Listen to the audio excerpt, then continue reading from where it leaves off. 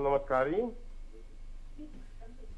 मैं ये कहना चाहता हूँ कि जो हमारे हिंदुस्तान में नेताओं का, राजनीतिक नेताओं का जो भ्रष्टाचार है वो किस हद तक बढ़ गया है। ये एक देखिए, दिल्ली में खेल गांव के जो फ्लैट बने हुए हैं, अभी से उनकी नजर उन पर पड़ गई है कि ये हमें अलॉट कर दीजिए। क्या इसी तरह का भ्रष्टाचार हमारे देश में चलता रहेगा? बिल्कुल, आपका प्रश्न सही है और आपको बताएं कि ये बड़ा दुखद पहलू दिखाई दे रहा है। आने वाला साल राजनीति के नाम पे जितना उठापटक होगा, शायद पिछले आजादी के इतिहास में इतना कभी नहीं देखने को मिला। और क्योंकि सूर्य में राहु की अंतर्दशा लग रही है, सूर्य और राहु का जो कॉम्बिनेशन है वो यही दिखाता है कि हमारे देश की राजनीति कहीं ना कहीं आप देखेंगे जो देशभक्ति का जज्बा होता था वहां से थोड़ा हटता हुआ दिखाई दे रहा है। जो मोटिव था पहले समाज सेवा का, तो अब समाज सेवा की जगह अपनी सेवा, परिवार की सेवा ज्यादा दिखाई देगी।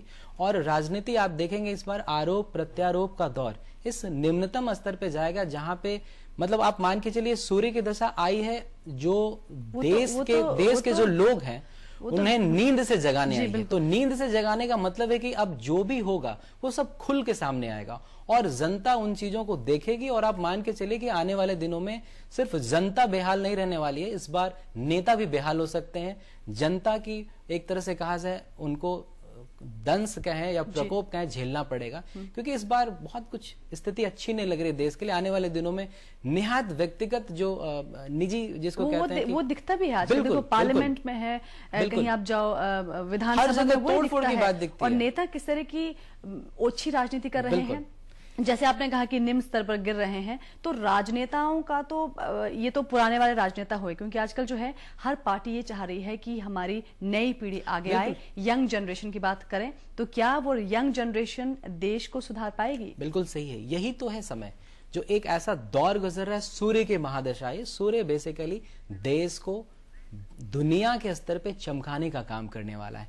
तो आप तभी आप प्रकाशवान होंगे जब उसमें लाइट ऑन होगा। ये समय हो रहा है, पुरानी जितने जो परंपरावादी चीजें चली आ रही थी वो चेंज होने वाली है। एक परिवर्तन का दौर शुरू हो रहा है।